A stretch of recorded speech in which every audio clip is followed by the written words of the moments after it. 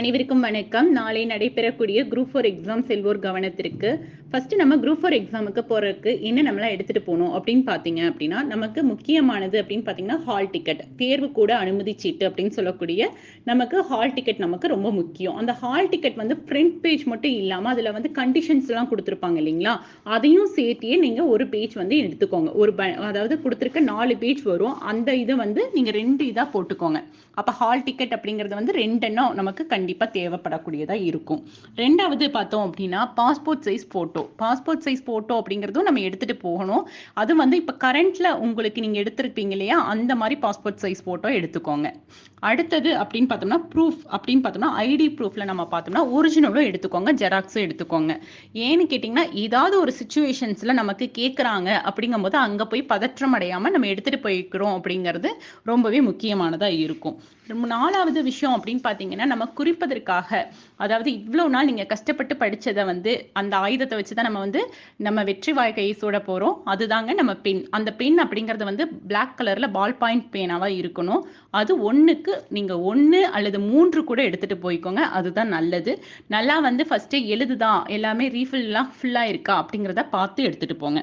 அடுத்தது வாட்ச் அப்படிங்கிறது வந்து ஒரு சில ஹாலில் வந்து அலோவ் பண்ணுவாங்க, ஒரு சில ஹாலில் அலோவ் பண்ண மாட்டாங்க. பட் ஆனால் நீங்கள் நார்மல் வாட்ச் அப்படிங்கிறத வந்து எடுத்துகிட்டு போங்க. டிஜிட்டல் வாட்ச்லாம் எடுத்துகிட்டு போகாதீங்க, கண்டிப்பாக அலோவ் பண்ண மாட்டாங்க. அதனால் டிஜிட்டல் வாட்ச்லாம் கட்டிட்டு போகாமல் நார்மலாக இருக்கிற வாட்ச் மட்டும் எடுத்துகிட்டு போங்க. அலோவ் பண்ணாங்க அப்படிங்கும்போது நீங்கள் அதை யூஸ் பண்ணிக்கலாம். கொஷின் பேப்பர்ஸ் நமக்கு குரூப் 4க்கான கொஷின் பேப்பர் கொடுத்துட்றாங்க. கொடுத்தோன்னா நம்ம என்ன பண்ணணும் அப்படின்னு பார்த்தீங்கன்னா, நமக்கு எப்போ கொடுப்பாங்க அப்படின்னா தேர்வு தொடங்குவதற்கு முன்னாடி 15 நிமிஷத்துக்கு முன்னாடி நமக்கு கொடுப்பாங்க. அப்போ நம்ம கொடுத்தோன்னா அந்த கொஷின் பேப்பர் வந்து நமக்கு ஓப்பன் ஆகாமல் இருக்கா அப்படிங்கிறத நம்ம கன்ஃபார்ம் பண்ணிக்கணும். அதாவது அந்த மொத்தமாக ஒரு 30 பக்கம் இருக்குது அப்படின்னா அந்த 30 பக்கத்தையும் சேர்த்து ஒரு ஸ்டிக்கர் போட்டிருப்பாங்க. அந்த ஸ்டிக்கர் வந்து ஓப்பன் ஆகாமல் இருக்கா அப்படிங்கிறத பார்த்துக்கோங்க. அப்போ நீங்கள் தான் ஓப்பன் பண்ணணும். ஓப்பன் பண்ணும்போது ரொம்ப எந்த பேஜும் கிழிச்சிடாம நீட்டாக பார்த்துக்கோங்க. நீட்டாக ஓப்பன் பண்ணதுக்கு அப்புறமா ஃபர்ஸ்ட் வந்து என்ன பண்ணணும் அப்படின்னா கொஸ்டின் பேப்பரில் ரிஜிஸ்டர் நம்பர் நம்ம எழுதணும். ரிஜிஸ்டர் நம்பர் கரெக்டாக நம்ம ஹால் டிக்கெட்லேயே இருக்கும் பாருங்க. அந்த ஹால் டிக்கெட்டில் இருக்கிற ரிஜிஸ்டர் நம்பர் பதிவெண் வந்து நீங்கள் பதிவிடணும். அதுக்கப்புறமா என்ன பண்ணணும் அப்படின்னு பார்த்தீங்கன்னா ஒரு 30 பக்கம் எக்ஸாம்பிளுக்கு ஒரு 30 பேஜ் இருக்குது அப்படின்னா 1 2 3 அப்படிங்கிறதுல எழுதியிருப்பாங்க. நம்ம புக் பேஜ் திருப்புற மாதிரியே இருக்கும். அப்போ அந்த பேஜ் எல்லாம் கரெக்டான ஆர்டரில் இருக்கா, ஒரு பக்கம் நமக்கு ஒரு 3க்கு அப்புறம் 4 அப்படின்னு வராமல் 5ன்னு வந்திருந்தா நம்ம எக்ஸாம் கண்காணிப்பாளர்கிட்ட சொல்லணும், எனக்கு மாறி வந்திருக்குங்க சார் அப்படின்னு உடனடியாக சொல்லணும். அதுக்காக தான் உங்களுக்கு என்ன பண்ணணும் அப்படின்னா நீங்கள் போய் எக்ஸாம் கொஷின் பேப்பர் கொடுத்தனுமே நம்ம ஃபஸ்ட்டு பார்க்க வேண்டியது எக்ஸாம் கொஷின் பேப்பர் கரெக்டாக இருக்கா, நம்மள்ட்ட ஆர்டர் படி இருக்கா அப்படிங்கிறத நம்ம கன்ஃபார்ம் பண்ணிக்கணும். அதே மாதிரி 200 கொஸ்டின் அப்படிங்கிறது வந்து நமக்கு இருக்கா, அதுல தமிழ் 100 கொஸ்டினும் ஜிஎஸ் 100 கொஸ்டினும் இருக்கா அப்படிங்கிறதையும் கன்ஃபார்ம் பண்ணிக்கோங்க. இது வந்து ரொம்ப ரொம்ப ரொம்ப முக்கியமானது.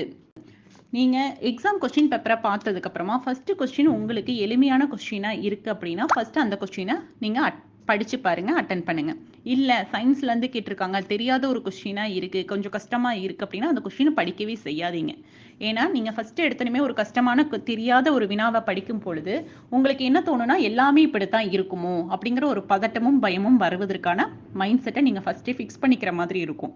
அதனால எளிமையான கொஸ்டினை ஃபர்ஸ்ட் நீங்க பாருங்க. அதனால தப்பே கிடையாது. அதுல இருந்து நம்ம அடுத்தடுத்த கொஸ்டினை படிச்சு பார்க்கலாம். செகண்ட் அப்படின்னு பார்த்தீங்கன்னா ஃபர்ஸ்ட் உங்களுக்கு என்னெல்லாம் கன்ஃபார்மா தெரியுதோ அந்த கொஸ்டின் நீங்க படிச்சதா அப்படியே தெரியும்டா, எனக்கு இது நான் படிச்ச கொஸ்டின் தான் அப்படிங்கிறது மாதிரி இருக்கும். மேக்ஸிமம் 75% கொஸ்டின்ஸ் வந்து நீங்க படிச்சுட்டு போற கொஸ்டினாவே தான் இருக்கும். அப்படிங்கிறப்ப நீங்க அதை வந்து நீங்க வந்து இதுவா அதுவான்னு கேட்கக்கூடிய மைண்ட் செட் கூட இருக்காது.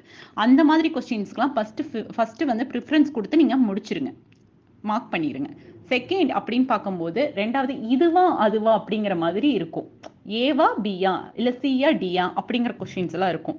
அந்த மாதிரி கொஸ்டின்ஸுக்கு எந்த மாதிரி ஆன்சர் பண்ணணும் அப்படின்னு பார்த்தோம்னா ஃபர்ஸ்ட் நமக்கு என்ன மனசுல தோணுதோ அதுதான் நமக்கான சரியான பதிலா இருக்கும். ஏன்னா இந்த ஏன் அப்படி தோணுது அப்படின்னு கேட்டா நமக்கு எங்கேயோ ஒரு தடவை இந்த கொஸ்டினை நம்ம படிச்சிருப்போம்.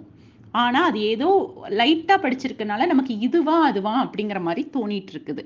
அப்ப நம்ம என்ன பண்ணணும் அப்படின்னா ஃபர்ஸ்ட் வந்து நம்ம இந்த எதுக்கு ஃபர்ஸ்ட் நமக்கு தோணுதோ அந்த கொஸ்டினுக்கு இம்பார்ட்டன்ஸ் கொடுத்துடணும், ஆப்ஷனுக்கு இம்பார்ட்டன்ஸ் கொடுத்துருங்க. தேர்ட் எதுவுமே தெரியல எனக்கு, அந்த கொஸ்டினை பத்தி ஐடியாவே இல்லை, எனக்கு நான் முன்ன பின்ன பார்த்தது கூட இல்லைங்க மேம் அப்படின்னா அது